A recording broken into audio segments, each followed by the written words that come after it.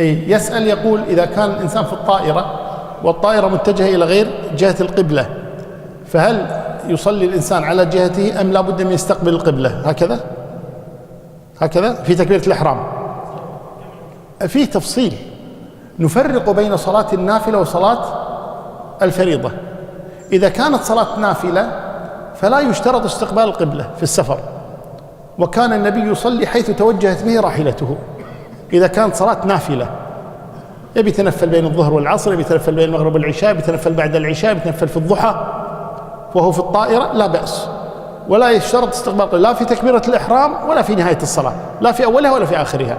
يصلي حيث توجهت الطائرة وعلى كرسيه، ما يضر.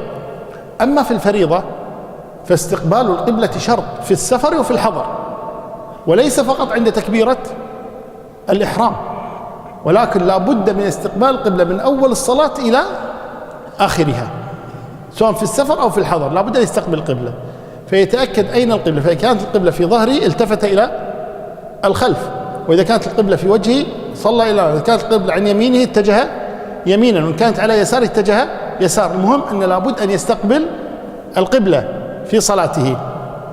وإذا أمكنه أن يصلي قائما ويركع ويسجد سجودا كاملا في الخلف صوب المطبخ أو غيره في الطائرة فهذا هو الواجب. وإذا عجز عن ذلك أو منع فإنه يصلي في مكانه إذا خشي أن يفوت الوقت، ولكن إذا اطمأن أن الوقت لا يفوت وأنه يدرك إذا وصل يؤخر الصلاة حتى يصل إلى مكانه. لكن إذا فرضنا، أنا بفترض أسوأ الفروض، أنه ما يستطيع، طيارة ضيجة وصغيرة وما في مكان والوقت سيخرج، في أحسن من كذي خلاص قفلت، فهنا يصلي قائما، يوقف بمكانه، ما يصلي وهو جالس على الكرسي، رجلا كان أو امرأة لا بد أن يقف، ولو كان على كرسيه يقف، مو يوقف على الكرسي، يوقف وقفة عادية.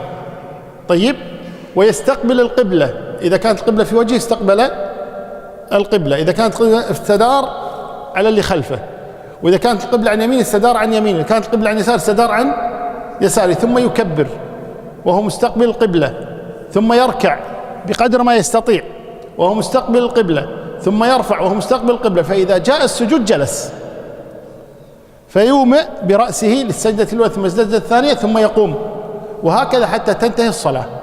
فلا بد من استقبال القبلة، ولا بد من القيام، ولا بد من الركوع، وإنما يسقط فقط ما عجز عنه، وما لم يعجز عنه يجب عليه أن يأتي به. ولا يجوز أن يصلي على الكرسي طول الصلاة، هو جالس على الكرسي يصلي الفريضة، لا يجوز، لأن القيام ركن، كما قال الله تبارك وتعالى: وقوموا لله قانتين. قال الله جل وعلا: وقال النبي صلى الله عليه وسلم: صل قائما، فإن لم تستطع فقاعدا. فلا يجوز أن يصلي قاعدا على الكرسي في الطائرة إلا إذا كانت نافلة أو كان لا يستطيع القيام، فرضا مطبات هوائية، هذه خربانة سفرة رايحة فيها، هذه ذين مطبات هوائية ولا يقدر يقوم ولا يقدر كذا ولا هذا يصلي على الكرسي ولا على شيء عليه. ليش ما يقدر؟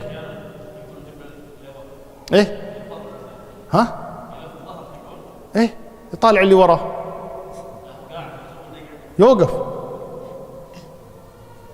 يوقف ليش يقعد؟ ينطر لين توقف مطبات الهوائية.